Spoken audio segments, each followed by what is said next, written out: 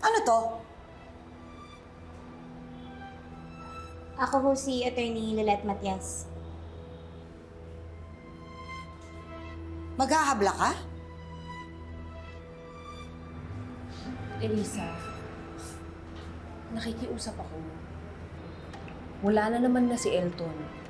Para lang naman kay Philip yung habol ko. Dumulog ho sa tanggapan namin si Pia para maayos yung mapag-usapan nito. May karapatan ho talaga si Philip sa mga naiwan ng ama niya kahit na illegitimate child siya. Karapatan? Anak siya sa labas. Wala siyang karapatan. Elisa, hindi mo ba naiintindihan? Anak din naman ni Elton si Philip. Gusto lang niya magkaroon ng magandang kinabukasan yung anak ko.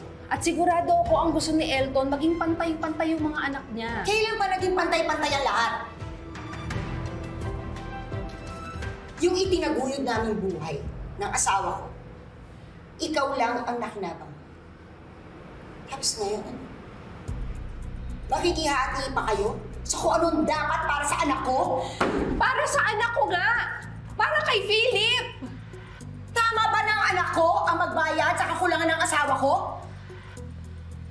Bakit ba napakadamot mo? Ma! Inuulit ko, hindi para sa akin to, para sa anak ko. Mrs., pag-usapan na lang ho natin to ng maayos. Wala na tayong pag-usap.